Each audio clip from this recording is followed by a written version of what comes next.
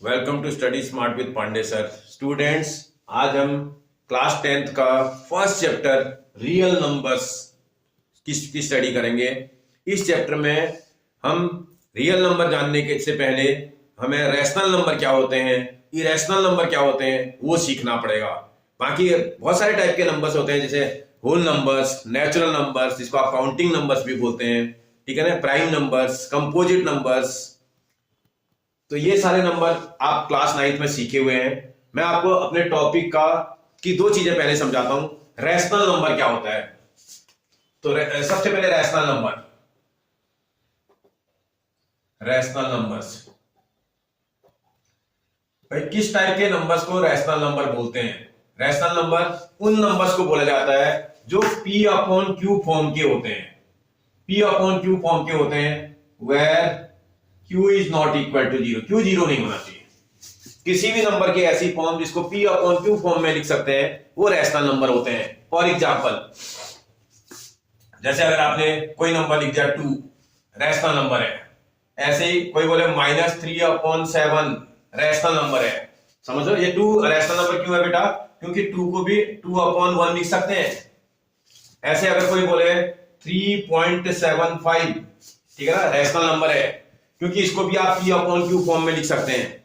ठीक है ना, जितने भी नंबर्स वो जो P अपॉन Q फॉर्म में लिखे जा सकते हो, वो क्या होते हैं बेटा? रैशनल नंबर्स होते हैं। ऐसे बहुत सारे नंबर होते हैं। ऐसे जैसे अगर आपने लिख दिया 3.723 बार, ये लिख दिया, ये भी रैशनल नंबर है। समझ में आ रहा है? मतलब जिस नंबर को भी आप P अपॉन Q फॉर्म में लिख सकते हो, वो रैशनल नंबर होता है। समझ में आया? जहां डिनोमिनेटर जीरो नहीं होना चाहिए, बस इस बात का ध्यान रखना है। तो आपको ये बात समझ में आ गई होगी रैशनल नंबर क्या चीज है। ठीक है ना, रैशनल नंबर एक ऐसा नंबर होता है जिसको भी आप P अपॉन Q फॉर्म में लिख सकते हैं, जिसका डिनोमिनेटर जीरो नहीं होना चाहिए। बात समझ में आ रही है आपको? इसको तो रैशनल नंबर बोलते हैं। तो इरेशनल नंबर क्या होता है? इरेशनल नंबर्स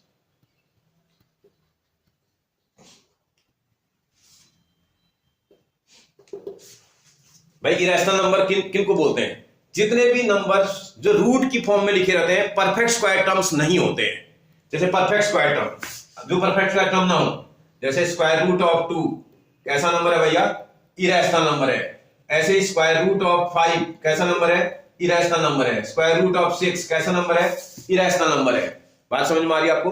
स्क्वायर रूट वाले नंबर्स, ऐसे ही क्यूब रूट वाले भी इरेशनल होते हैं। ऐसा नहीं कोई स्क्वायर रूट वाले नंबर होते हैं। अगर माना क्यूब रूट का मैं जो है 4 लिख दो, 4 का क्यूब रूट आप निकाल ही नहीं सकते, पॉइंट में निकलेगा। तो इस तरह ये भी एक इरेशनल नंबर है। बात समझ में आ रही है आपको? और जितने भी इस टाइप के नंबर, जैसे 3.7101001001000, इस तरह के नंबर डैश डैश, ऐसे टाइप के नंबर भी इरेशनल नंबर्स होते हैं। कहने का मतलब जिन नंबर्स को आप P अपॉन Q की फॉर्म में नहीं लिख सकते हैं, not in the form of P upon Q, जो P अपॉन Q की फॉर्म में नहीं होते हैं, ऐसे टाइप के नंबर्स को हम इरेशनल नंबर बोलते हैं। आप समझ में आ रहे हैं? आपको समझ में आ रही है? मतलब परफेक्ट स्क्वायर नंबर और परफेक्ट क्यूब नंबर छोड़ दें तो वह इरेशनल नंबर होते हैं। उसी की जगह परफेक्ट स्क्वायर नंबर में से, जैसे square root of 1 rational number है, square root of 4 rational number है, क्योंकि 4 का स्क्वायर रूट कितना आता है बेटा? 2 आता है। स्क्वायर रूट ऑफ 9 कैसा नंबर है? रैशनल नंबर है। क्यूब रूट ऑफ 8 कैसा नंबर है बेटा? रैशनल नंबर है, क्योंकि 8 का क्यूब रूट कितना होता है? 2। आप मेरी बात समझ लो ना? मतलब जितने भी ऐसे नंबर जो परफेक्ट स्क्वायर, परफेक्ट क्यूब, इस तरह के नंबर जितने भी होते हैं, वो सबके सब तो रैशनल होंगे। और वो सभी नंबर जिनका स्क्वायर रूट आप आसानी से नहीं निकाल सकते हो, क्यूब रूट नहीं निकाल सकते हो, वो सारे नंबर इरेशनल होते हैं।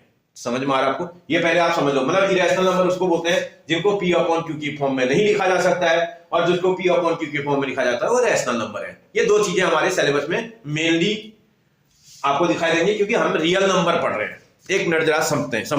अब जरा देखें रियल नंबर्स क्या होते हैं। रियल नंबर क्या होते हैं भाई? इसमें क्या होता है? Collection of rational and irrational number. इसमें रैशनल भी होंगे, इरेशनल भी होंगे। तो ऐसे टाइप के नंबरों को, जैसे 2 आपने लिख दिया, हो सकता है आपने बोला कि 3/7 भी लिखते हैं। आप बोलो नहीं जी मैं तो √5 लिखूंगा।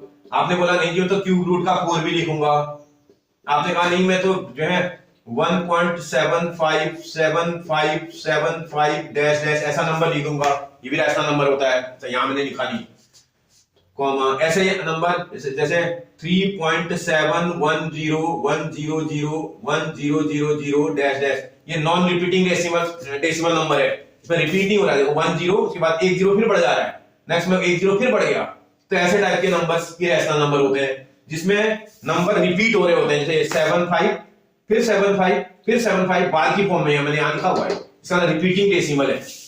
तो ऐसे टाइप का नंबर रैशनल नंबर होता है। कहने का मतलब ये रैशनल है, ये रैशनल है, ये रैशनल है, ये रैशनल है, ये रैशनल है, ये रैशनल है, जिसमें रैशनल और इरेशनल नंबर्स का कनेक्शन जहां करा जाता हो, ऐसे नंबर्स को आप रियल नंबर्स बोलते हैं। The collection of rational and irrational number is called real numbers. आप बात समझ रहे हो ना बेटा? क्योंकि ये चीजें आपको समझनी, पहले रैशनल क्या होता है वो समझना है, इरेशनल क्या होता है वो समझना है, और रियल नंबर उनका कलेक्शन है। ठीक है, इससे पहले के बाकी सभी नंबर में natural number, whole number, prime integers, prime number, ये सब आपको पॉजिटिव इंटीजर, नेगेटिव इंटीजर, ये सब क्लास 9 में आपने सीखा हुआ है, इसलिए मैं आपको इसके इंट्रोडक्शन में आपको रिपीट नहीं करूंगा। ठीक है, ओके स्टूडेंट्स, नेक्स्ट टॉपिक आ रहा हमारा फंडामेंटल थ्योरम ऑफ अरिथमेटिक्स। भैया फंडामेंटल थ्योरम ऑफ अरिथमेटिक्स होता क्या है? बोला every composite number can be expressed as the product of primes and these factors are unique। जो प्राइम फैक्टर्स होंगे वो यूनिक होंगे बोल रहा है, apart from the order in which the prime factors occur. बोला प्राइम फैक्टर किस order में आ रहे हैं वो उस पर डिपेंड नहीं करता है। कहने का मतलब प्राइम फैक्टर में किसी भी प्राइम फैक्टर को आप आगे किसी को पीछे लिख सकते हैं। ठीक है ना, मतलब कहने का मतलब कंपोजिट नंबर। अब पहले कंपोजिट नंबर क्या होता है भाई? कंपोजिट नंबर उस नंबर को बोलते हैं जिसके 3 और 3 से ज्यादा फैक्टर होते हैं। Smallest even composite number is 4।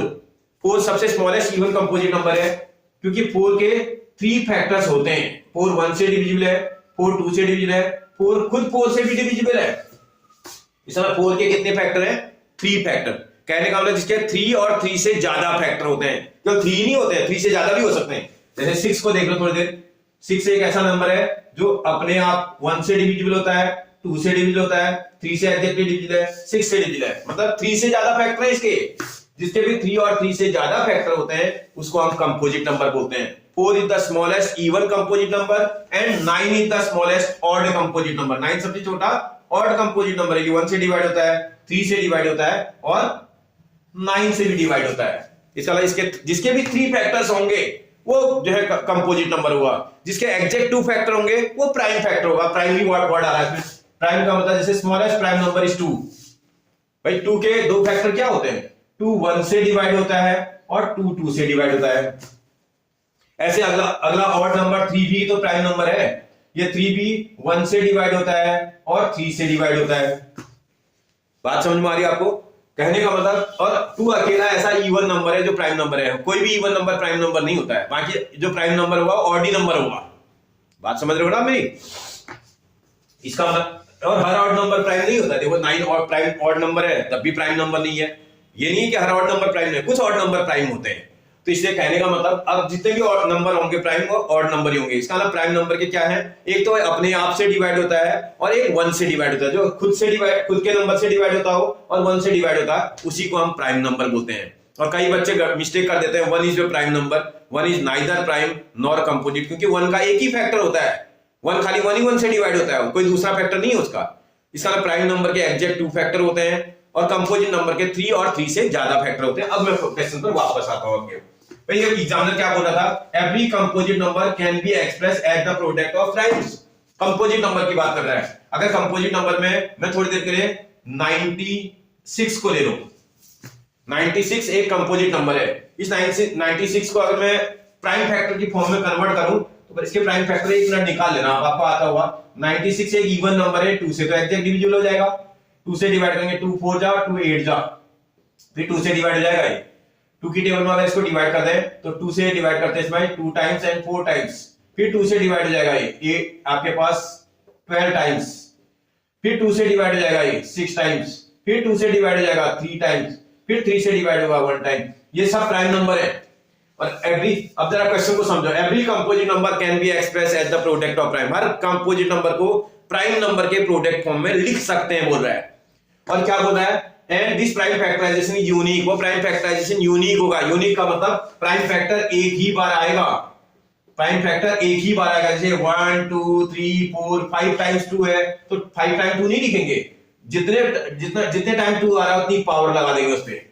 मतलब उसका जो प्राइम फैक्टराइजेशन हुआ वो यूनिक होना चाहिए। यूनिक का मतलब वन टाइम लिखेंगे हम उसको, इसका 2 एक ही बार आएगा, उसकी पावर फॉर्म में लिखा जाएगा, 3 वन टाइम लिखा जाएगा और उसकी पावर फॉर्म में लिखा जाएगा, एक ही पावर है, तो उसका प्राइम फैक्टराइजेशन यूनिक होना चाहिए बोल रहा है। Apart from the order in which the prime numbers occur, बोला प्राइम नंबर किस ऑर्डर में आ रहे हैं इस पे डिपेंड नहीं करता। जैसे आपने ऐसा लिखा और कोई बच्चा बोलते मैं तो सर ऐसा लिख के आऊंगा 3 multiply by 2 to the power 5, ये भी करेक्ट, ये भी करेक्ट। बात समझ में आ रही है आपको मेरी?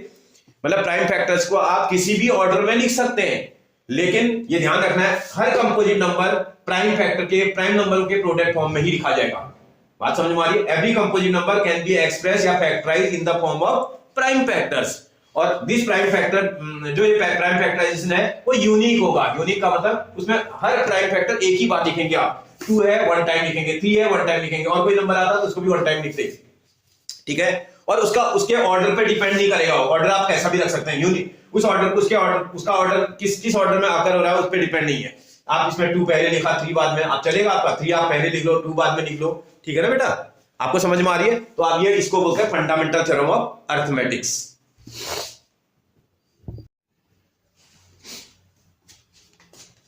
अब आते हैं बेटा नेक्स्ट टॉपिक। अब आता हमारा सबसे पहले एलसीएम क्या होता है। आपको इसमें ना एलसीएम क्या है, एलसीएम क्या होता है बेटा? एलसीएम किन्हीं भी नंबर्स का, जैसे कुछ नंबर दिए हैं उस नंबर में लार्जेस्ट नंबर हो सकता है। एलसीएम के लिए जैसे मैंने आपसे बोल दे भाई, आपसे 4 का 8 का और 12 का एलसीएम निकालने की बात कर दे। एलसीएम क्या होता है? लार्जेस्ट नंबर हो सकता है, लार्जेस्ट नंबर हो सकता है, गिवन नंबरों में का लार्जेस्ट नंबर हो सकता है, या उस लार्जेस्ट नंबर की टेबल में आने वाला नंबर होगा, या उससे ग्रेटर होगा, कहने का मतलब, ठीक है ना। जो प्राइम नंबर जब भी आपसे एलसीएम निकालने की बात करेगा, एलसीएम डेफिनेशन के हिसाब से लीस्ट नंबर है, that least number which exactly divisible by the given numbers, वो लीस्ट नंबर जो इन नंबरों से, सभी नंबरों से एग्जैक्टली डिविजिबल हो जाए। जैसे अगर इनके एलसीएम की बात करेगा तो 24 इसका एलसीएम लग रहा है। 24 एक ऐसा नंबर है, सबसे स्मॉलेस्ट नंबर, जो इससे भी डिवाइड होता है, इससे भी डिवाइड होता है, इससे भी डिवाइड होता है, तीनों से डिवाइड हो रहा है, स्मॉलेस्ट नंबर। कोई बोले सर 48 भी इससे डिवाइड होता है, लेकिन स्मॉलेस्ट नहीं है। मैं आपसे क्या बोल रहा हूं, एलसीएम वो नंबर होता है, वो स्मॉलेस्ट नंबर होता है जो इन गिवन नंबरों से एग्जैक्ट डिविजिबल हो जाए। तो ये स्मॉलेस्ट नंबर नहीं है, डिविजिबल है इससे, लेकिन इसका एलसीएम नहीं है। आप समझ में आ रहा है आपको मेरी बात? तो हमारे यहाँ जो एलसीएम आएगा वो प्राइम फैक्टर मेथड से आएगा। अभी मैं करके दिखाऊंगा आपको, एक क्वेश्चन करके दिखाऊंगा। मतलब मैं ये तो समझू पहले एलसीएम होता क्या है। एलसीएम गिवन नंबरों का लार्जेस्ट नंबर हो सकता है, ये भी हो सकता है।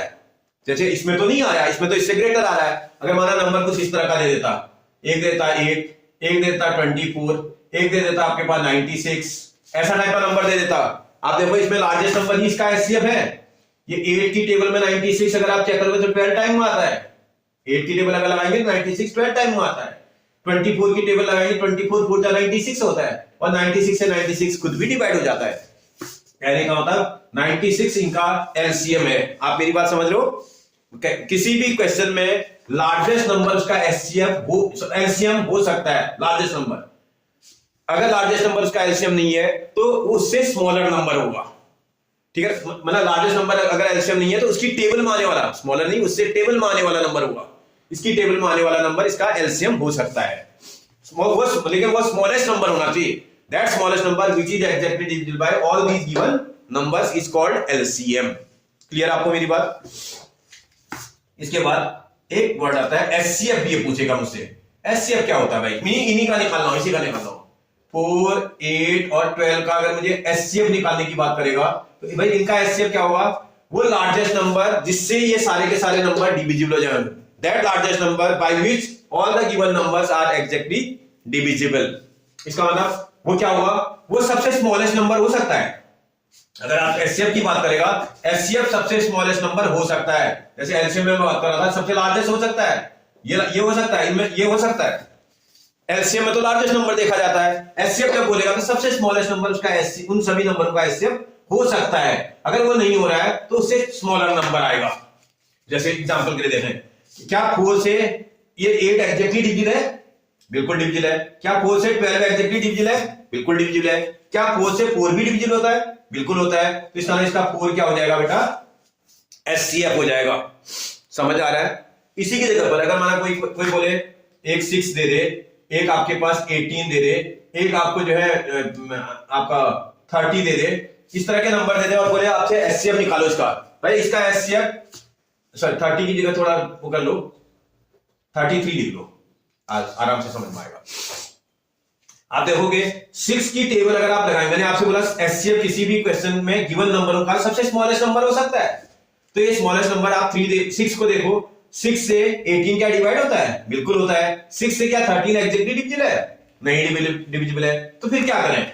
ऐसी कंडीशन में वो जो एचसीएफ होगा वो इससे स्मॉलर भी हो सकता है, या तो स्मॉलेस्ट नंबर होगा या उससे छोटा होगा।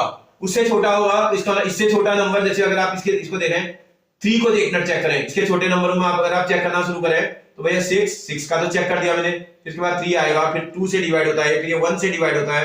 आप चेक कर लेना, 6 को चेक करने पर 6 से तो आ नहीं रहा है। अब यार 3 से चेक करते हैं, क्या 3 से ये एग्जैक्ट डिविजिबल है? बिल्कुल डिविजिबल है। 3 इसी का फैक्टर है तो डिवाइड होगा ही होगा। ये 3 से क्या 18 एग्जैक्ट डिविजिबल है? बिल्कुल है। 3 से क्या 33 एग्जैक्टली डिविजिबल है? बिल्कुल है। तो इसका मतलब इनका जो एचसीएफ आएगा वो 3 होगा। फिर बोल रहा हूं that largest number by which this exactly divisible, वो लार्जेस्ट नंबर जिससे ये सबके सब नंबर एग्जैक्ट डिविजिबल हो जाएं, उसको हम एचसीएफ बोलते हैं। एचसीएफ वो लार्जेस्ट नंबर होता है जिससे गिवन नंबर्स एग्जैक्टली डिविजिबल होते हैं। एलसीएम वो स्मॉलेस्ट नंबर होता है जो इन गिवन नंबरों से एग्जैक्ट डिविजिबल होता है। आपको थोड़ा समझना होगा क्वेश्चन को। ये बात समझ में आ रही है आपको? कोई डाउट? ठीक है, अगर आपकी समझ में आ रहा है तो इसी के बाद मैं आपको एक और चीज समझा देता हूं। इनमें एक रिलेशन भी होता है। हमें एक फॉर्मूला आता है LCM multiplied by HCF is equal to product of 2 numbers. ये 2 नंबर्स में लगाया जाता है। अगर 2 नंबर्स का आप निकाल रहे हो तो उसमें ये फॉर्मूला एप्लीकेबल होता है। उनका 2 नंबर्स का जो एलसीएम आएगा, 2 नंबर का जो एचसीएफ आएगा, इसका जो प्रोडक्ट होता है वो दोनों नंबरों के प्रोडक्ट के इक्वल होता है। बात समझ में आ रही है आपको?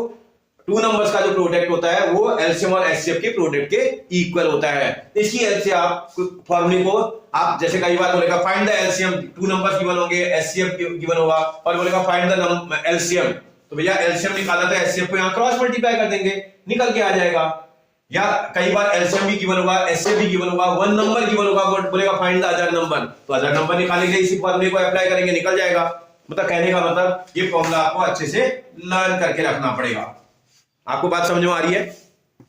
इतनी बेसिक इंफॉर्मेशन अगर आपके पास है तो आप इस एक्सरसाइज नंबर 1.1 को तो बहुत आसानी से बना लोगे, क्योंकि 1.1 में एलसीएम और एचसीएफ ही कैलकुलेट करना है।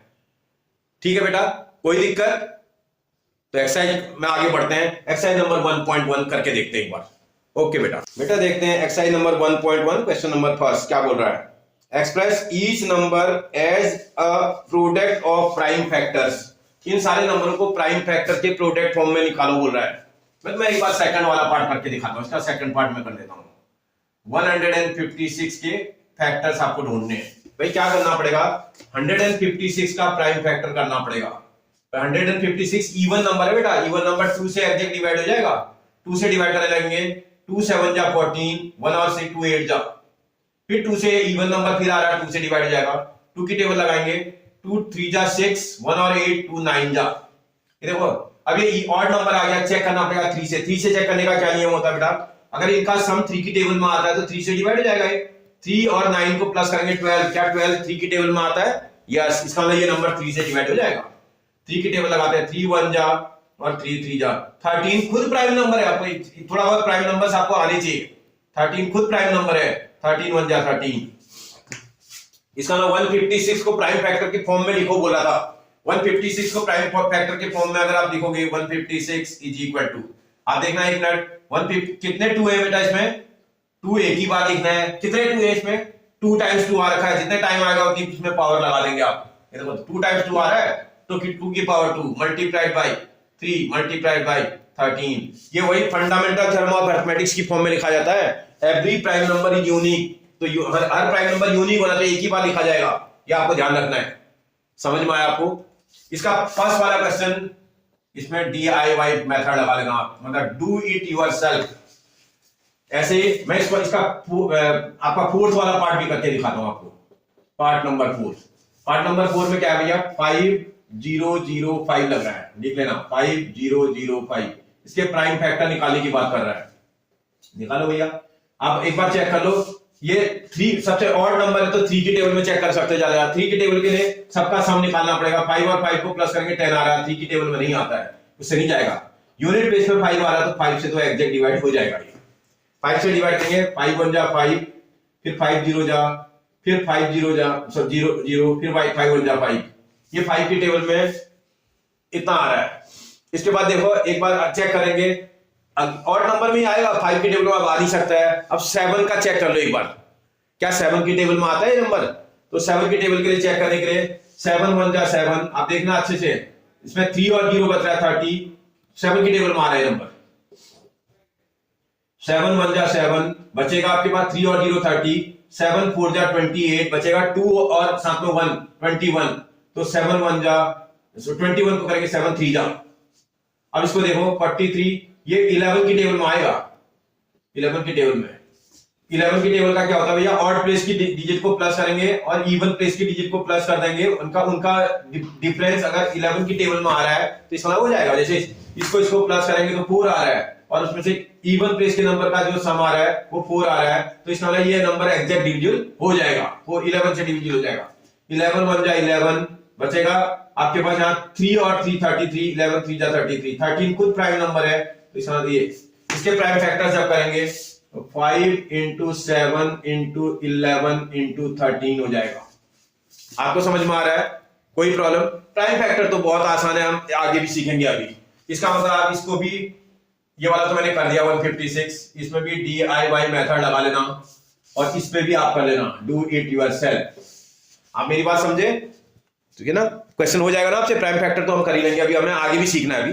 ठीक है, आगे बढ़ते हैं। क्या देखते हैं क्वेश्चन नंबर 2 क्या कह रहा है। बोला find the LCM and HCF of the following pair of integers. ये जो इंटीजर दिए हैं उनका एलसीएम भी निकालो और एचसीएफ भी निकालो। फिर आगे बोलता है and verify that LCM into HCF is equal to product of 2 numbers. और वेरीफाई भी करो कि इसके एलसीएम और एचसीएफ का प्रोडक्ट 2 नंबर्स के प्रोडक्ट के इक्वल होगा, ऐसा वेरीफाई करना है। कोई बात नहीं, कर लेंगे हम। भाई इसमें क्या करना पड़ेगा, मैंने इसका थर्ड पार्ट पकड़ा है। इसका जब थर्ड पार्ट आप कर लोगे ना, फर्स्ट पार्ट को आप वही DIY मेथड इस पे लगा दोगे, मतलब डू इट योरसेल्फ। ये वाले पार्ट आप अपने आप कर दोगे एक समझ में आ जाने के बाद। आप ध्यान से देखिएगा, आपको समझ में आ जाएगा। क्या करना है बेटा, 336 का प्राइम फैक्टर करना है आपने। ये तो 336 एंड 54। 336 को अगर आप डिवाइड करोगे तो मुझे लगता है 2 से, इवन नंबर है 2 से डिवाइड हो जाएगा। 2 1 जा 2, 1 और 3, 2 6 जा 12, 1 और 6 2 8 जा, फिर ये 2 से डिवाइड हो जाएगा, इवन नंबर है। 2 से करेंगे 2 8 जा 16, 2 4 जा, फिर ये 2 से डिवाइड हो जाएगा। 2 4 जा, 2 2 जा, फिर 2 से डिवाइड होगा। 2 की टेबल में अगर आप लगाएंगे 2 1 जा, सॉरी 2 2 जा और 2 1 जा 21। फिर अगर आप चेक करोगे 3 की टेबल में जाता है नंबर, 3 की टेबल में 7 टाइम जाएगा, अरे 7 से नंबर 1 टाइम जाएगा। भाई इसके फैक्टर में देखो आपको 2 दिखाई दे रहा है, कितने टाइम दिखाई दे रहा है बेटा, 1 2 3 4 टाइम दिख रहा है, तो 2 की पावर 4 हो जाएगा मल्टीप्लाई बाय। यहां देखिएगा 3 कितने बार दिखाई दे रहा है आपको, 1 टाइम। 7 कितनी बार दिखाई दे रहा है आपको, 1 टाइम्स। ऐसे दूसरी बार 54 के भी कर लो फैक्टर। 54 ये भी इवन नंबर है, 2 से पक्का डिवाइड हो जाएगा। 2 की टेबल में देखेंगे, अगर आप चेक करोगे इसको, 2 की टेबल में कितने टाइम आ रहा है बेटा, 2 2 जा 4, 1 और 8, 2 7 जा। फिर 3 की टेबल में जाएगा, 7 और इसको ऐड करने पर 9 आ रहा है ना, 3 की टेबल में आता है। 3 की टेबल में 9 टाइम जाएगा, 9 फिर 3 की टेबल में आता है, 3 टाइम जाएगा, फिर 3 की टेबल लगाएंगे, 1 टाइम जाएगा। इसका मतलब इसके जब प्राइम फैक्टर करेंगे 1 टाइम 2 आ रहा है, और 3 कितने बार आ रहा है बेटा, 3 टाइम्स। 3 टाइम्स आ रहा है। अब आपसे बोला था find the LCM and HCF, बहुत आसान, कोई दिक्कत नहीं भैया। एलसीएम कैसे निकालते हैं, एक बार मैं समझाता हूं आपको, सारे क्वेश्चन आप निकाल दोगे। जब एलसीएम निकालोगे ना, एलसीएम में क्या करते हैं, ऑल टर्म्स लिखे जाते हैं। एलसीएम में ऑल टर्म्स लिखे जाएंगे विद हायर पावर। आप याद रखना, बस इतना याद रखना, एलसीएम का मतलब all terms with higher power. समझ में आ रहा है? मैं यहां लिख भी देता हूं, all terms with higher exponent, जिसको बोलते हैं हायर पावर का मतलब हायर एक्सपोनेंट। मैथमेटिक्स की लैंग्वेज में लिखना चाहो तो एक्सपोनेंट लिख लो, विद हायर एक्सपोनेंट मतलब बड़ी पावर। सारे लिखेंगे, कॉमन आ रहा तब भी वन टाइम लिखेंगे, नॉन कॉमन है भी तब भी लिखेंगे, लेकिन सारे नंबर्स को हायर पावर के साथ लिखेंगे। जैसे एलसीएम निकाल रहे हैं, देखता हूं 2 यहां दिख रहा है, 2 यहां दिख रहा है, लिखेंगे दोनों में 2 दिख रहा है, आप लिखोगे लेकिन हायर पावर वाला 2 लिखोगे। आपको आप देखो हायर पावर में 2 टू द पावर 4 नजर आ रहा होगा आपको। देखो 3 यहां भी दिख रहा है, 3 यहां भी दिख रहा है, लेकिन लिखेंगे लेकिन हायर पावर के साथ लिखेंगे 3 टू द पावर 3। आप मेरी बात समझ रहे हो ना? मल्टीप्लाइड बाय ये देखो 7b आएगा, इसमें छूटना कुछ नहीं चाहिए। आप जब एलसीएम निकालते हैं सारे निकालते हैं, 2 यहां भी है, 2 यहां भी है, आएगा 1 टाइम हायर पावर के साथ आएगा। 3 यहां भी है, 3 यहां भी है, आएगा 1 टाइम्स हायर पावर के साथ आएगा। 7 यहां नीचे नहीं है तब भी आएगा। सारे लिखने ऑल टर्म्स लिख दिया, all terms with higher power. निकालो बेटा, कैलकुलेशन आपको करनी है। देखो 2 टू द पावर 4 को देखेंगे तो 16 आता है, मल्टीप्लाइड बाय, अगर आप देखोगे 3 की पावर 3 देखेंगे तो 27 आता है, मल्टीप्लाइड बाय 7। आराम से मल्टीप्लाई कर लो, इसको इन दोनों को पहले कर लो। 7 7 जा 49 का 9 कैरी इक्वल टू 4 और 7 2 जा 14 और 4 18, इतना ही आएगा मल्टीप्लाई बाय 16। अगर आपको 16 की टेबल आती है तो डायरेक्ट कर लो। 16 9 जा 144 का 4 कैरी इक्वल टू 14, 144 में कैरी कितना हो जाएगा बेटा 14। 16 8 जा 128 होता है, 128 में 14 ऐड करोगे तो कितना आ जाएगा 42 हो जाएगा। ये 142 का 2 आएगा तो फिर से कैरी कितना आ जाएगा 144 में कैरी आपका बचेगा 14। 16 1 जा 16, 16 प्लस 14 30। ठीक है ना? आप आराम से कर लेना, कैलकुलेशन स्किल आप आराम से वो करिएगा तो हो जाएगा। कैलकुलेशन करने पर ही आ गया। ऐसे अगर मुझसे बोलता फाइंड देयर एचसीएफ, अगर एचसीएफ निकालने की बात करता तो भाई एचसीएफ क्या होता है भाई? एचसीएफ क्या होता है भाई? किसी भी नंबर का एचसीएफ में कॉमन लिखे जाते हैं, ओनली कॉमन, ओनली, ये आपको याद रख लेना, आप कर लोगे कॉमन टर्म्स, केवल कॉमन टर्म्स ही लिए जाएंगे बस। एचसीएफ में only common terms with lower power, with lower exponent. ये अगर आपको याद हो जाए ना, आप किसी भी क्वेश्चन का एलसीएम और एचसीएफ निकाल सकते हो प्राइम फैक्टर मेथड से। भाई जब निकालोगे देखो, अगर आप कैलकुलेशन करने लगोगे कॉमन होना चाहिए, ओनली कॉमन बोल रहा हूं तो कॉमन होना चाहिए। इन दोनों में कॉमन देखो 2 दिखाई दे रहा है, और उस कॉमन की भी लोअर पावर को लिखेंगे आप, लोअर वाले को। इसमें लोअर पावर में 2 नजर आ रहा खाली, 2 की 1 पावर जो आपकी है लोअर पावर है। फिर देखो 3 यहां भी है, 3 यहां भी कॉमन है, कॉमन लिखेंगे लेकिन लोअर पावर के साथ, लेस पावर वाली। इसका 3 टू द पावर 1 इसमें कॉमन आ रहा है, लेस पावर। तो इसका और देखो 7 यहां नहीं है तो नहीं लिखेंगे क्योंकि इसमें कॉमन लिखा जाता है। इसका अलग से वो सॉल्व कर देंगे। 2 3 जा 6, इसका जो एचसीएफ आएगा वो 6 आ रहा है, इसका जो एलसीएम आएगा वो कितना आ रहा है बेटा 3024। अब क्या बोल रहा था एग्जामिनर, उसको समझ लेते हैं। एग्जामिनर ने मुझसे बोला था, अब एक पार्ट तो मेरा बन गया, एलसीएम और एचसीएफ निकल आया, अभी और आगे बोल रहा है and verify that the LCM into HCF equal to product of 2 numbers. का एलसीएम और एचसीएफ का प्रोडक्ट निकालो बोल रहा है। इसका एलसीएम मल्टीप्लाइड बाय एचसीएफ, इसको निकालो बोल रहा है। एलसीएम देखो कितना आया था 3024 था, मल्टीप्लाइड बाय एचसीएफ कितना था 6 था आपका। इन दोनों को मल्टीप्लाई करना है, मल्टीप्लाई अगर आप ठीक से कर दिए तो क्वेश्चन में गड़बड़ नहीं होगी। 6 4 जा 24 का 4 कैरी इक्वल टू 2, 6 2 जा 12 12 और 2 14 का 4 कैरी इक्वल टू 1, 6 0 0 0 और 1 1 और 6 3 जा 18, इतना आ रहा है इसको मल्टीप्लाई करने पर। फिर देखते हैं एक मिनट, अगला देखते हैं दूसरा, उसका प्रोडक्ट ऑफ 2 नंबर्स भी निकालता हूं। प्रोडक्ट ऑफ 2 नंबर्स, भाई 2 नंबर तो आपको दिए थे, उनका प्रोडक्ट निकाल देता हूं। आपको जो नंबर गिवन थे क्या थे, एक 336 था मल्टीप्लाइड बाय एक 54 था। आप एक काम करो, इसको आराम से मल्टीप्लाई करो। देखो 336 मल्टीप्लाइड बाय 54, ठीक से मल्टीप्लाई करना। 4 6 जा 24 का 4 कैरी इक्वल टू 2, 4 3 जा 12 12 और 2 14 का 4 कैरी इक्वल टू 1, 4 3 जा 12 12 और 1 13, 5 6 जा 30 का 0 कैरी इक्वल टू 3, 5 3 जा 15 15 और 3 18 का 8 कैरी इक्वल टू 1, 5 3 जा 15 और 1 16। आराम से ऐड करना, 4 ये आएगा, ये 4 आएगा, 8 और ये 11 का 1 कैरी इक्वल टू 1, 8 और 1 आपका आ रहा है 18144, 18144। अब 1 मिनट के लिए आप एक काम करना, क्या एलसीएम और एचसीएफ को मल्टीप्लाई करके जो नंबर आ रहा है ये, और क्या ये नंबर सेम है? ये दोनों नंबर, ये दोनों सेम दिख रहे हैं शक्ल के दिखने में? बिल्कुल सेम दिख रहे हैं, आप चेक कर लो। एलसीएम और एचसीएफ का जो प्रोडक्ट आ रहा है वो प्रोडक्ट ऑफ टू नंबर्स के बराबर आ रहा है। अगर बराबर आ रहा है तो ये बोला था वेरीफाई करो, here for LCM multiplied by HCF is equal to product of two numbers is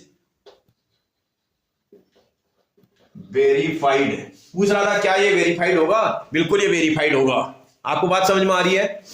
मतलब हम आप क्वेश्चन को देख लो, इसका फर्स्ट पार्ट और सेकंड पार्ट आप इसको देख करके कर लोगे। देखो क्या करा मैंने, नंबर के प्राइम फैक्टर निकाले और उसको जो है आपके प्राइम फैक्टर को फंडामेंटल थ्योरम ऑफ अरिथमेटिक्स वाली फॉर्म में कर दिया, मतलब उसको यूनिक फॉर्म में लिखा। कोई भी प्राइम नंबर एक ही बार लिखा मैंने हर नंबर को, और उसको पावर फॉर्म में लिख दिया।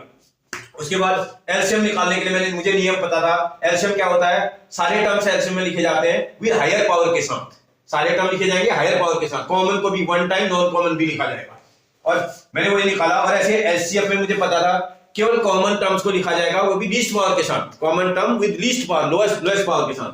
वो निकाला, निकालने के बाद मैंने सॉल्व कर दिया। एलसीएम का अलग से, एलसीएम और एचसीएफ का प्रोडक्ट अलग से निकाल दिया, और प्रोडक्ट ऑफ टू नंबर्स को अलग से कैलकुलेट कर दिया। और जब दोनों अलग अलग कर दिए, देख लिया मैंने दोनों सेम है, तो दिख गया कि वेरीफाइड है। भैया हर बार वेरीफाइड आएगा टू नंबर्स में, समझ में आ रहा है? कोई दिक्कत हो जाएगा आपसे?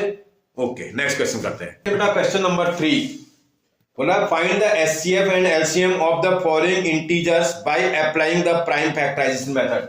बोला प्राइम फैक्टराइजेशन मेथड का यूज करके इनका एलसीएम और एचसीएफ निकाल दो। मैं निकाल के दिखा देता हूं एक बार, एक क्वेश्चन का मैं करता हूं, बाकी को आप खुद कर लोगे। देखते हैं 12 के प्राइम फैक्टर निकालने के लिए आपको क्या करना है, 12 के प्राइम फैक्टर निकालने होंगे इधर। 12 को देखो इवन नंबर है तो 2 से पक्का डिवाइड हो जाएगा, 2 से 12 6 टाइम डिवाइड होता है। फिर से इवन नंबर आ रहा है, 2 से फिर डिवाइड हो जाएगा, 3 टाइम जाएगा। फिर 3 से करेंगे तो 3 आएगा। ऐसे ही 15 के भी कर लेना बेटा। 15 के प्राइम फैक्टर करेंगे तो 15 देखो, सबसे पहले अगर आप चेक करोगे 2 से तो जाएगा नहीं है, ऑड नंबर है।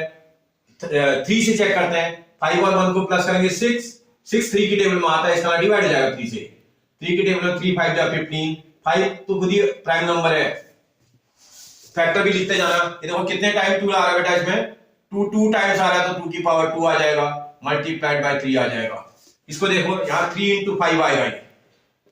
21 के भी फैक्टर कर लेना, 21 को देखो ये 3 से जाएगा सबसे पहले, 3 7 जा 21, 7 खुद ही प्राइम नंबर है, तो इस तरह इसके फैक्टर आएंगे 3 into 7।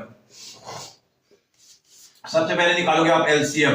भाई एलसीएम निकालने के लिए क्या करना पड़ेगा आपको, जब भी आप एलसीएम निकालोगे, मैंने आपसे बोला था ना कॉमन चेक कर लेना, अगर कॉमन आ रहा है तो ठीक, नहीं आ रहा है तो तब भी लिखेंगे। यहां देखो 2 यहां नजर आ रहा है आपको, यहां कहीं 2 नजर आ रहा है, नहीं नजर आ रहा है, नहीं भी आ रहा तो भी लिखेंगे विद हायर पावर। मैंने इससे पिछले क्वेश्चन में लिखा था, इसका हायर पावर के साथ इसको लिखा जाएगा, 2 to the power 2 आएगा। फिर देखते हैं, यहां देखते हैं 3 यहां भी नजर आ रहा है। अब देखो आगे पीछे भी हो सकता है, कोई जरूरी लाइन के ही नीचे हो। 3 यहां भी है, 3 यहां भी है, 3 यहां भी है। लिखोगे या नहीं लिखोगे? लिखोगे। समझ में आ रहा? कितने बार लिखोगे? 1 टाइम्स। ये देखो 3 यहां भी है, 3 यहां भी है, 3 यहां भी। इसमें मैं टिक लगा दे रहा हूं, यानी कि इनको टिक करा है, बाद में छूट जाएगा। ऊपर से नीचे तक सबको देखते जाएंगे और टिक करते जाना। फिर देखना 5 इसमें नजर आ रहा है, यहां और कहीं नजर नहीं आ रहा, लिखोगे कि नहीं लिखोगे? एलसीएम में लिखे जाएंगे, ऑल टर्म्स आते हैं एलसीएम में। 7 यहां है, ऊपर नहीं है, तब भी लिखा जाएगा। अब आप इसको कैलकुलेशन कर लेना, ठीक से कैलकुलेशन करना। देखो कितना आसान है कैलकुलेशन। ये 2 का स्क्वायर का मतलब 2 into 2 है अपने समझने के लिए। उसमें 1 5 आपको ये दिख रहा है, तो 2 और 5 को एक साथ मल्टीप्लाई कर देना। 2 5 जा 10, ये तो 10 आ गया। यहां से क्या क्या बचा, यहाँ ये 2 बचा है, यहाँ 3 बचा है, यहाँ 7 बचा है। 2 3 जा 6, 6 7 जा 42 आएगा, और ये 10 का को मल्टीप्लाई करेंगे तो 0 और बढ़ जाएगा। आप समझ रहे हो ना मेरी बात? कैलकुलेशन की स्किल्स का ध्यान रखते हुए कैलकुलेशन करेंगे तो इजी हो जाता है। 420 इसका एलसीएम आ जाएगा। ऐसे एग्जामिनर बोला है एचसीएफ भी निकालो। एचसीएफ जब निकालोगे तो आपको ध्यान रखना पड़ेगा। एचसीएफ निकालने में आपको मैंने पिछले क्वेश्चन में बताया था, एचसीएफ का मतलब common term with least power. Common term with least power. देखो 2 यहां नजर आ रहा है और कहीं नजर नहीं आ रहा है।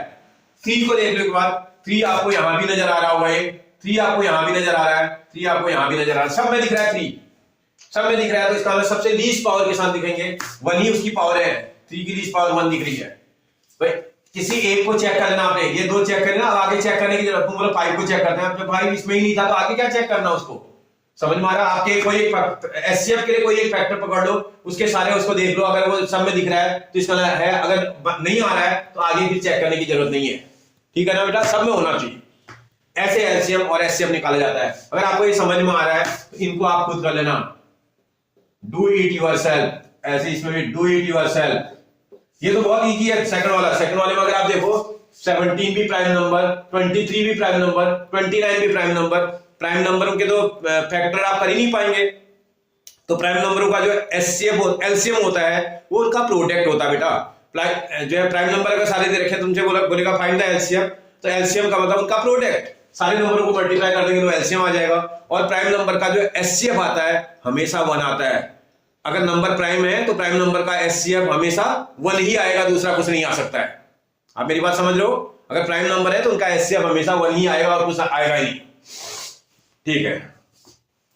ओके बेटा, नेक्स्ट क्वेश्चन देखते हैं बेटा। नेक्स्ट क्वेश्चन नंबर 4 बोल रहा है, given that HCF of 306 and 657 is 9, find LCM of 306 and 659। क्या करना है भाई, आपको क्या क्या गिवन है इसमें, जो ये दिए ना, ये नंबर दिए हैं, 2 नंबर्स, दो नंबर दिए, वो 306 दिया है एक नंबर, और दूसरा नंबर दिया है 657, इतना दिया है। एचसीएफ भी दिया आपको, HCF of these 2 numbers is equal to 9 दे रखा है, और आपसे बोल रहा है फाइंड देयर एलसीएम, आपको एलसीएम निकालना है, एलसीएम आपको कैलकुलेट करना है। अगर ऐसा हो तो क्या है, इनमें कोई फॉर्मूला पढ़ा था हमने क्या, अभी तो पढ़ा था थोड़ी देर पहले, वी नो दैट, अभी हमने एक फॉर्मूला पढ़ा था, क्या पढ़ा था भैया, आपका HCF multiplied by LCM is equal to product of 2 numbers, पढ़ा था ना अभी थोड़ी देर पहले। ये फॉर्मूला मैंने लिखा था, HCF multiplied by LCM is equal to product of 2 numbers. भैया एचसीएफ की प्लेस पर आप एचसीएफ की वैल्यू रखो 9, मल्टीप्लाइड बाय एलसीएम की जगह पर एलसीएम आएगा, is equal to product of 2 numbers, 2 number आपको 306, प्रोडक्ट का मतलब मल्टीप्लाई 657 दिया हुआ है। भैया इस 9 को क्रॉस मल्टीप्लाई कर दोगे तो एलसीएम निकल के तो आ जाएगा, LCM is equal to 306 multiplied by 657 divided by 9। आप 9 की टेबल जरा आराम से लगाइएगा, देखो 9 की टेबल में इसी में लगा देता हूं, 9 7 जा 63, 2 और 7 बचेगा, और 9 की टेबल में 9 3 जा 27। आप आराम से करिएगा, देखो एक बार दोबारा देखो, 9 7 जा 63 बचेगा, 2 और 7 27, 9 3 जा 27। अब इसको मल्टीप्लाई कर लेना आप आराम से, देखो यहीं कर लेता हूं, 306 मल्टीप्लाइड बाय 73, 3 6 जा 18 का 8 कैरी इक्वल टू 1, 3 0 जा 0 और 1 1, 3 3 जा 9, 7 6 जा 42 का 2 कैरी इक्वल टू 4, 7 0 जा 0 और 4 4, 7 3 जा 21। अब जरा आराम से ऐड करना, 8 ये आएगा, ये 3 आ रहा है, 13 का 3 कैरी इक्वल टू 1, 2 और 2 इज इक्वल टू 2 2 3 3 8 आ रहा है। बोला था उसका एलसीएम कितना होगा, 2 2 3 3 8 आना चाहिए। कोई प्रॉब्लम, ये तो बहुत इजी है, बस खाली आपको फॉर्मूला लाना चाहिए। अगर आपको फॉर्मूला लाना है तो आप आराम से कर दोगे। चलो नेक्स्ट क्वेश्चन बेटा, क्वेश्चन नंबर नेक्स्ट देखते हैं 5। बोला check whether 6 to the power n can end with digit 0 for any natural number n। n कोई नेचुरल नंबर है बोल रहा है ऊपर। नेचुरल नंबर का मतलब जानते हो ना, 1 से लेकर के जितने भी काउंटिंग नंबर्स होते हैं वो सब नेचुरल नंबर होते हैं, 1 2 3 4 अप टू इंफिनिटी। तो इसका मतलब आपको थोड़ा ये क्वेश्चन थोड़ा समझ करके करने वाला है, इसमें दिखना पड़ेगा थोड़ा, पहले समझ तो लेते हैं करना क्या है। सबसे पहले 6 टू द पावर n जो दिया है ना आपको, उसको थोड़ा सा आप फैक्टराइज कर दो, 6 टू द पावर n। इसको आप ऐसा तो लिख सकते हैं 2 into 3 whole to the power n, लिख सकते हैं ना। 6 के प्राइम फैक्टर है भैया 2 और 3। अब आप थोड़ा बेसिक को समझो पहले। ये बोल रहा है क्या 6 टू द पावर n का जो एंड में डिजिट आएगा वो 0 आएगा। एंड में डिजिट 0 किसका आता है, 1 मिनट समझते हैं। कोई भी नंबर हो एंड डिजिट 0, अगर किसी का एंड में 0 डिजिट आ रहा है तो इसका मतलब that number is exactly digit bye 10। एक बेसिक कॉन्सेप्ट को समझ लो आप भाई कि है ना, तुमको अगर समझ ना आ रहा मैं लिख देता हूं, जैसे 3 7 5 4 9 6 4 8 2 ऐसा टाइप का कोई नंबर लिखा है, इतना बड़ा सा नंबर लिखा है। मैं आपको इसकी बेसिक चीज को समझाऊं, अगर आप इसको 10 से डिवाइड करोगे तो ये पक्का डिवाइड हो जाएगा ना, क्योंकि यूनिट प्लेस पे 0 है, जिसके यूनिट प्लेस पे 0 आता है वो 10 से पक्का डिवाइड होता है। आप समझ रहे हो ना मेरी बात? तो ये एग्जाम्पल बोला था, क्या इसकी एंड में डिजिट 0 होगी? एंड में डिजिट 0 कब होगी? जब वो 10 से डिवाइड होगा। आप मेरी बात समझ रहे हो ना? अगर वो 10 से एग्जैक्टली डिविजिबल है तो उसका एंड डिजिट 0 होगा। ये मेरे को कॉन्सेप्ट समझ में आ रहा है। अब आपको मैं वापस लेके आ रहा हूं, सब थोड़ा बात मतलब मेरी बात को समझने की कोशिश करना। अगर कोई नंबर 10 से एग्जैक्टली डिविजिबल हो जाएगा, 10 से डिवाइड हो रहा था ना कोई नंबर, क्योंकि यूनिट प्लेस पर 0 होगा तो 10 से डिवाइड होगा। अगर वो 10 से डिवाइड हो रहा है तो 10 के प्राइम फैक्टर में तो 2 और 5 दोनों फैक्टर होते हैं। ये इसमें पावर कुछ भी हो सकती है, मैं कोई इसकी बात नहीं कर रहा था। मैं क्या वो 10 से डिवाइड होगा 0, उसके एंड डिजिट में 0 आएगा, पूछ रहा था। एंड डिजिट में 0 कब आएगा? जब वो 10 से डिवाइड होगा। अगर 10 से डिवाइड हो रहा तो उसके प्राइम फैक्टर में, उस नंबर के प्राइम फैक्टर में क्या नंबर होना चाहिए बेटा? 2 और 5 दोनों होने चाहिए। बात समझ में आ रही है? अगर उस नंबर के प्राइम फैक्टर में 2 और 5 दोनों दिखाई दे रहे हैं आपको, तो इसका मतलब उसका एंड डिजिट 0, एंड का डिजिट 0 होगा। जैसे इसमें देखो, क्या इसके प्राइम फैक्टर में तुम्हें 2 और 5 दोनों नजर आ रहे हैं क्या? मैं ये नहीं बोल रहा हूं कि 2 आना चाहिए या 5 आना चाहिए, 2 टू द पावर 5, 2 और 5 दोनों होने चाहिए। मतलब अगर 2 और 5 दोनों फैक्टर आपको नजर आ रहे हैं तो इसका उसका एंड का डिजिट 0 होगा। अगर नहीं आ रहे हैं तो नहीं होगा। And digit of any number is 0, then that number is exactly divisible by 10। आप मेरी बात समझ रहे हो? अगर किसी का एंड डिजिट 0 है तो इसका वो नंबर एग्जैक्टली डिविजिबल होना चाहिए किससे? 10 से। इसका मतलब therefore both 2 and 5 are the factors of that number। इसका मतलब उस नंबर के जो फैक्टर होने चाहिए वो क्या होना चाहिए बेटा? 2 and 5 बोथ होने चाहिए, दोनों होना चाहिए 2 और 5 उसमें। आप देखो, therefore in 6 to the power n, ये जो 6 to the power n है उसमें या लिख दो the prime factors of 6 to the power n are not in the form of 2 to the power n multiply by 5 to the power n। इसके जो factor है वो 2 to the power n multiply by 5 to the power n form के नहीं है। अगर इसका 2 to the power n और 5 to the power n form में नहीं है तो इसका एंड का डिजिट क्या 0 होगा? नहीं होगा। भाई आप देख रहे हो ना, इसके प्राइम फैक्टर में है ही वो number. therefore the end digit of 6 to the power n is never 0। 0 नहीं होगा बेटा इसका एंड डिजिट। तो ये पूछ रहा है क्या इसका एंड डिजिट 0 होगा? इसका एंड डिजिट 0 नहीं हुआ। भी क्वेश्चन आपको घुमा के क्वेश्चन पूछ सकता है। एक समझ में आ गया आपको? सब में ऐसी लैंग्वेज लिख करके आपको बात करनी है। अभी एग्जाम्पल बोलेगा कि जो है check whether 8 to the power n can end with the digit 0। भैया यही चीज तरह के 8 के प्राइम फैक्टर करेंगे यहां 2 to the power 3 हो जाएगा, एक whole to the power n। तो आप जब करोगे तो उसमें 2 तो दिखाई दे रहा है आपको, 5 तो नजर ही नहीं आ रहा है। फिर ये अंग्रेजी लिख देंगे आप इसमें भी। वही एग्जाम्पल हो सकता है आपसे बोल देगा 4 to the power n and with the digit 0, तब भी यही करना है आपको। एग्जाम्पल आपसे बोल देंगे 12 to the power n and with the digit 0, तब भी यही काम करना है। आपको समझ में आ रही है मेरी बात? कोई एक क्वेश्चन के समझ में आने पर आप उसकी लैंग्वेज को लिख देंगे, क्योंकि ये बात आपको समझ लेनी है। किसी का भी एंड डिजिट अगर 0 आ रहा है तो वो 10 से तो पक्का ही डिविजिबल हो जाएगा, और कोई नंबर 10 से डिविजिबल होगा तो उसके प्राइम फैक्टर में 2 और 5 बोथ होने चाहिए। 2 भी होना चाहिए, 5 भी होना चाहिए। आप अपने क्वेश्चन में देखो, आपके पास 2 तो दिख रहा है लेकिन 5 नहीं दिख रहा है, तो इसका एंड डिजिट 0 नहीं होगा। आप समझ रहे हो ना मेरी बात? ठीक है बेटा, नेक्स्ट क्वेश्चन देखना। क्वेश्चन नंबर 6 देखते हैं क्या बोल रहा है एग्जामिनर। बोला है कि ये क्या ये कंपोजिट नंबर होंगे? आपसे पूछ रहा है क्या ये कंपोजिट नंबर होंगे? Explain are these composite numbers? भाई एक मिनट करते हैं। कंपोजिट नंबर कोई भी नंबर कब होता है? अभी मैंने समझाया था, मैं एक बार मैं पहले समझाता हूँ, क्वेश्चन लिख करके दिखाता हूँ आपको। इसका 7 into 11 into 13 plus 13 बोल रहा है। इसमें कितने टर्म्स है बेटा? आपको क्वेश्चन में कितने टर्म दिखाई दे रहे हैं? मुझे तो केवल 2 ही टर्म दिखाई दे रहे हैं, क्योंकि मैथमेटिक्स में टर्म्स को सेपरेट करने का जो काम करता है ना बेटा, प्लस और माइनस साइन करता है, इनटू टर्म्स को सेपरेट नहीं करता है। इसमें 2 ही टर्म्स हैं, 2 टर्म्स है, एक टर्म ये, एक टर्म ये। इन 2 टर्म्स में आप मैथमेटिक्स पढ़े होंगे। क्या कोई ऐसी चीज है जो कॉमन आ सकती है? बिल्कुल आ सकती है। 13 इसमें कॉमन आ रहा है, अगर आप ध्यान दे दो 13 अगर आप कॉमन निकाल दोगे तो जरा चेक करते हैं। जो कॉमन निकलता है उससे फर्स्ट टर्म को डिवाइड करेंगे, 13 डिवाइड हो जाएगा, तो यहां 7 into 11 बचेगा, प्लस सेम नंबर से अगर आप सेम नंबर को डिवाइड करेंगे यहां 1 बचेगा। इसी को थोड़ा और सॉल्व कर देना। 13 मल्टीप्लाइड बाई 7 into 11 77, उस 77 में 1 प्लस करेंगे 78, 77 प्लस 1। अरे आपको अगर प्रॉब्लम है तो आप एक लाइन कर लो ना, 13 मल्टीप्लाइड बाई 78 आ जाएगा। भाई जैसे आप ऐसा लिखोगे, क्या इसको मैं ऐसा भी लिख सकता हूं क्या? 1 मल्टीप्लाइड बाई 13 मल्टीप्लाइड बाई 78 लिखने में कोई दिक्कत?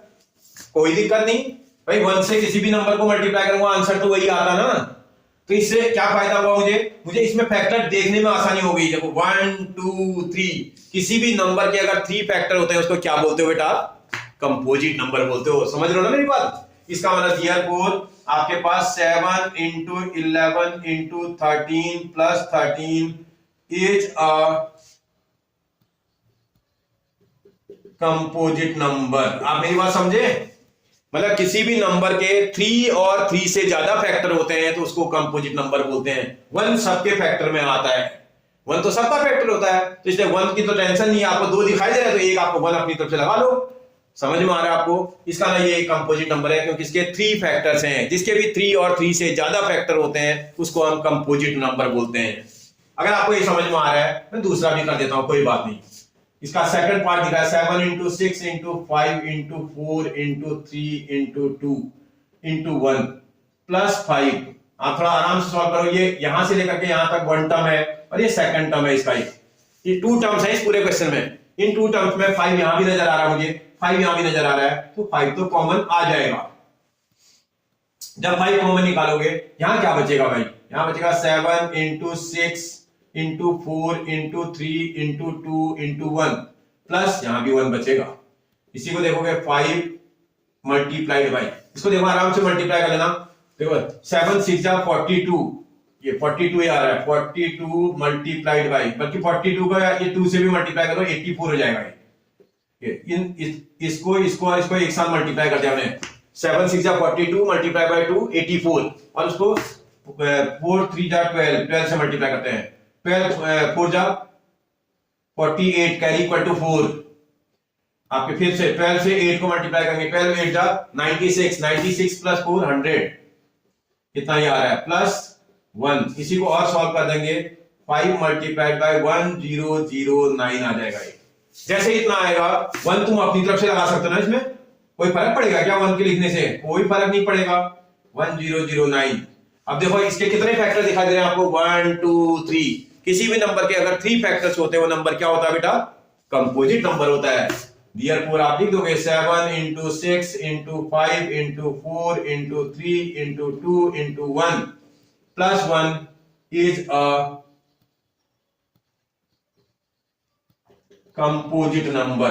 आपसे पूछ रहा था क्या कंपोजिट नंबर हुआ? बिल्कुल कंपोजिट नंबर हुआ, क्योंकि इसके 3 फैक्टर आ रहे हैं। अब आपको समझ में आई मेरी बात बेटा? मतलब आप एक बात समझ लो, जिस नंबर के 3 फैक्टर्स होते हैं उसको हम क्या बोलते हैं बेटा? Composite number. क्लियर? ओके बेटा, question number next, last question है इस एक्सरसाइज का। There is a circular path around a sports field. Sonika takes 18 minutes to drive 1 round of the field while Ravi takes 12 minutes for the same। एक round, एक circular path था, उसमें जो है सोनिका को 18 मिनट का टाइम लग रहा है और रवि को उसको कवर करने में 12 मिनट का टाइम लग रहा है। Suppose they both start at the same point and at the same time and go in the same direction. 3 चीजें आपको ध्यान रखनी है, वो एक ही स्टार्टिंग पॉइंट से चल रहे हैं और आपके पास सेम टाइम में चल रहे हैं और सेम डायरेक्शन में चल रहे हैं। बहुत अच्छा। फिर बोल रहा है after how many minutes will they meet again at the starting point. देखो ऐसे क्वेश्चन में आप समझ नहीं पाओगे, लेकिन अगर आप पिक्चर से समझने की कोशिश करोगे, देखो एक राउंड टाइप का कोई है, माना ये इसका इनका स्टार्टिंग पॉइंट होता, मैं यहां से स्टार्ट कर रहा होता है, मैंने दिखाया इसी स्टार्टिंग पॉइंट से भाई सोनिका भी चल रही है,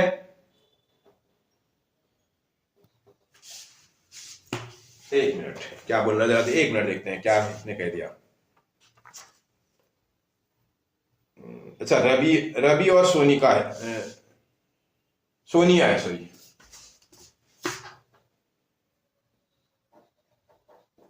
सोनिया इसमें 18 मिनट का टाइम लगा रही है बेटा, और रवि इसमें 12 मिनट का टाइम लगा रहा है। सोनिका को 18 मिनट का टाइम लग रहा है, रवि को 12 मिनट्स का टाइम लग रहा है। देखते हैं क्या कहना चाहता है ये एग्जामिनर। आप बात को समझिए, ये दोनों सेम प्लेस सेम पोजीशन से चल रहे हैं, सेम टाइम पे चल रहे हैं। आपने टाइम वॉच स्टार्ट करी और टाइम वॉच जिस टाइम पे आपने, अरे आप रेसिंग कराते ना, वैसे ही है रेसिंग कराते हैं, फायर की गन से आप गन से फायर करते हैं, तो फायर करते ही सभी लोग दौड़ने लगते हैं, एक ही टाइम पे सबको दौड़ना है और एक ही डायरेक्शन में भी चलना है। माना थोड़ी देर के लिए मैं इनकी डायरेक्शन ऐसे ही कर दूं, मैं एरो में यहां दिखा देता हूं तो भी समझ जाओगे आप, एरो की डायरेक्शन पे आप ये चल रहे हैं मानो। अब आप थोड़ा समझने की कोशिश करिएगा, एक मिनट के लिए अगर मैं इसको समझूं, माना सोनिका की बात करते हैं, सोनिका 18 मिनट यहां से चलना स्टार्ट किया और चलते चलते जब 18 मिनट में वापस इसी पोजीशन पे आएंगी, तो इसको सोनिका को कितना टाइम लगेगा बेटा, 18 मिनट का टाइम लगेगा। रवि देखिए क्या हो रहा होगा, रवि जब यहां से चलना स्टार्ट करेगा तो 12 मिनट में यहां पहुंच जा रहा है और रुकना थोड़ी है, आगे बढ़ते जाना है, और इसका मतलब रवि 18 मिनट में आगे पहुंच जाएगा, इस पोजीशन पे नहीं होगा। आप मेरी बात समझ लो ना, जिस पोजीशन में 18 मिनट के बाद सोनिका पहुंच रही होगी, रवि आगे निकल गया होगा, इसका मतलब रवि आगे निकल गया होगा, इस पोजीशन पे नहीं होगा, क्योंकि ये 12 मिनट में यहां पर था, 18 मिनट में तो ये कहीं आगे होगा।